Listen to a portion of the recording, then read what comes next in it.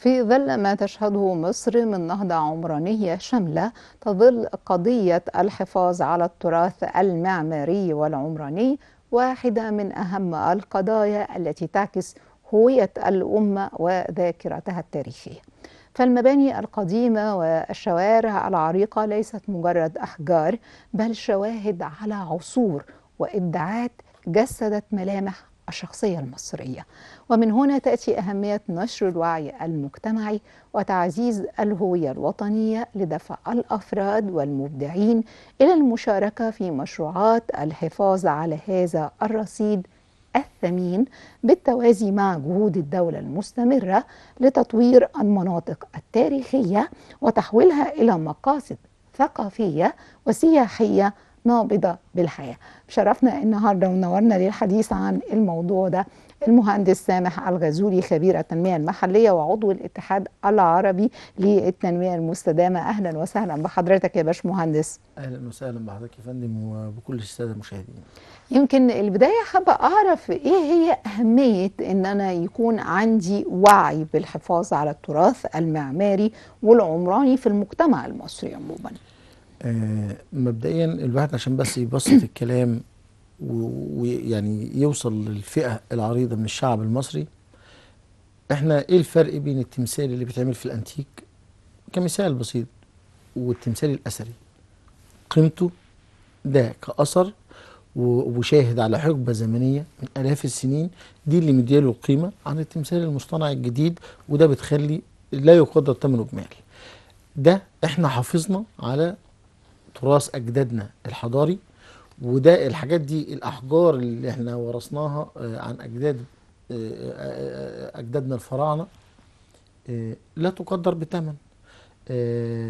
ميزة ده ان احنا شعب ذات حضاره، له هويه، له هويه في معماره. المعمار له هويه، وانت ماشيه حضرتك في شوارع القاهره. اما بننتقل وخصوصا القاهره الخديويه ومنطقه الفسطاط، واحنا مصر رايحين على جامع القديمة عمرو، يعني. مصر القديمه. ما انا لازم رايحين على جامع الاديان وجامع عمرو ومتحف الحضارات الجديد وسور مجرى العيون. القاهره الخديويه وسط البلد ومن طلعت حرب واحنا ماشيين كده حضرتك. اما بنخش على اقصى الشرق من القاهره ونروح عند حديقه الفسطاط والحسين ومنطقه الحسين، احنا لما بننقل من شارع لشارع في وسط القاهره التاريخيه ديت او الاثريه ديت، احنا كاننا بننتقل من حقبه زمنيه لحقبه اخرى. احنا وكل بنقلب شارع ليه صفحات. ريحته. بالظبط كده يا فندم، انت بتقلبي صفحات من تاريخ الامه. فانت مش يعني بتمشي حلو في التعبير منطقه. قوي قوي. نقلب صفحات من تاريخ الأمة يا يعني القاهره دي شاهده على عصر، عصر على عصور مش عصر. فاما اجي انا اكون عندي شوارعي دي تاريخ تستحق ان يكون القاهره الخديويه والقاهره القديمه متحف مفتوح لجميع الرواد من جميع انحاء العالم، يشهدوا الحقب المختلفه اللي الاثار دي والمباني دي شاهده عليها. وده الدولة بالفعل بدأت في مشروع تطوير القاهرة الخديوية اللي بدأ من ميدان التحرير وطلعت حرب وشارع القصر العيني ومنطقة وسط البلد زي ما احنا بنقول القاهرة الخديوية، اللي كان يطلق عليها باريس الشرق أيام الخديوي سنة إسماعيل. 1925 القاهرة كانت أفضل مدينة على مستوى العالم. باريس الشرق. وده احنا محتاجين نعمل أو يهدف المشروع تطوير القاهرة الخديوية لعمل ريستارت، إعادة ضبط مصنع. بقى احنا بنعمل إعادة ضبط مصنع للمنطقة دي. احنا عايزين ترجع اجمل منطقه في العالم. طب ده هيجي ازاي؟ او ده دور الدوله انها حطت الخطه دي وخصصت لجان متخصصه وخبراء في ترميم الاثار ديت عشان نعيد واجهات هذه المباني لنشأتها الاولى. احنا مش بنعمل حاجات مودرن وهنعمل، لا احنا عايزين نقدم او نرجع بالواجهات دي، نرمم ونتعامل مع دي كأنها كأثر، نعيد ترميمه ونعيده إلى منشأه أصله.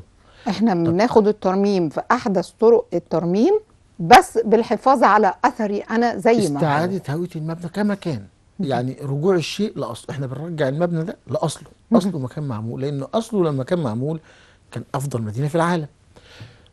تاني حاجة، مش هينفع ان انا اهتم بواجهات المباني دي وارجعها الاثار وبتاع، وانا عندي تند مخالفة وبلكونات مخالفة وواحد باني في الردود وناس متعدية على الشارع، مم. واشكال المخالفات اللي احنا للأسف كنا جه علينا فترة في مصر استسهلنا واعتدنا الاعتداء على المال العام او كل ما هو ملك لينا كلنا كمصريين.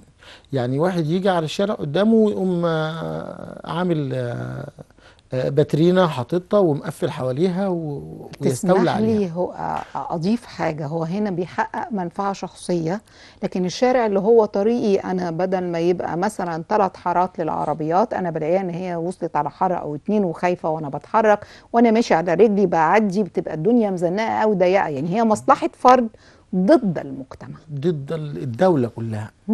ده مش بس كده، ده بقى يحط الحاجة دي ويحط حواجز كمان عشان ما حدش يحفظ يقف الحاجة طبعا.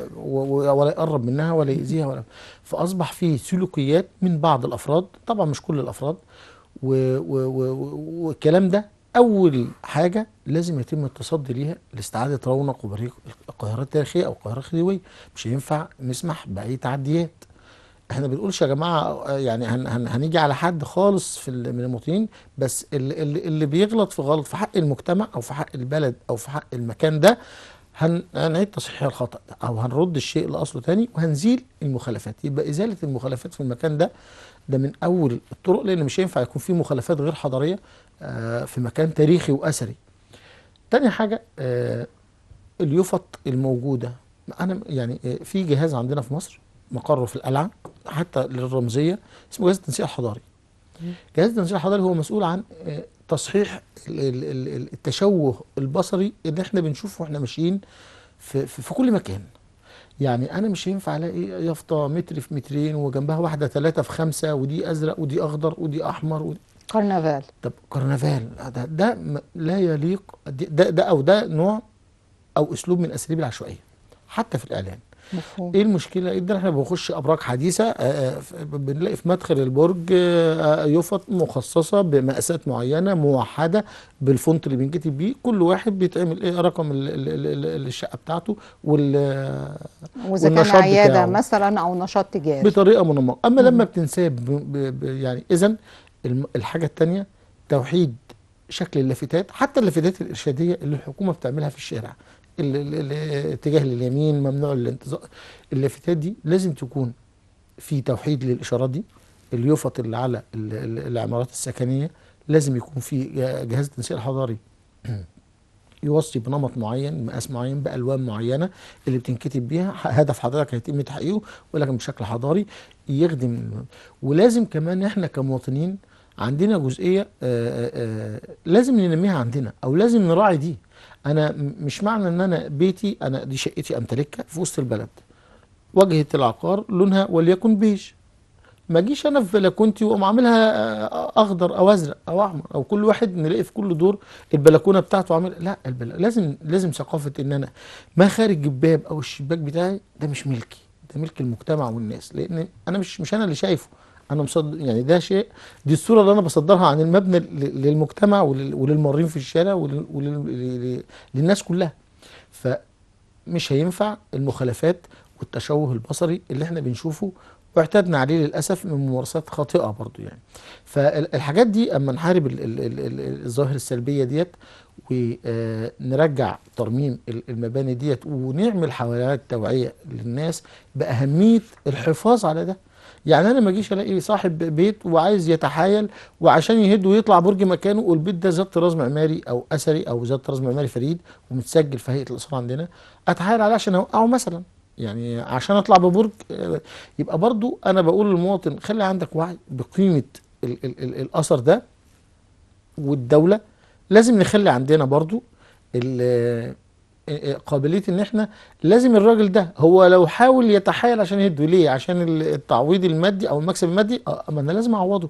ما انا برضو في المقابل زي ما انا عايز اعمل القاهرة دي واحافظ عليها وعلى رونقها واستعيد بريقها واخليها متحف مفتوح، ما يجبش ان انا ابدا اضير اي ملك من ملاك العقارات دي. هرجع للنقطة دي بالتفصيل لأنها مهمة. أنا مش هطلب منه إن هو يبقى ملاك في عصر مادي، بس هنخرج لتقرير عن جائزة الحفاظ على الطرز المعمارية القديمة وإعادة تأهيلها. تابعونا. الجهاز القومي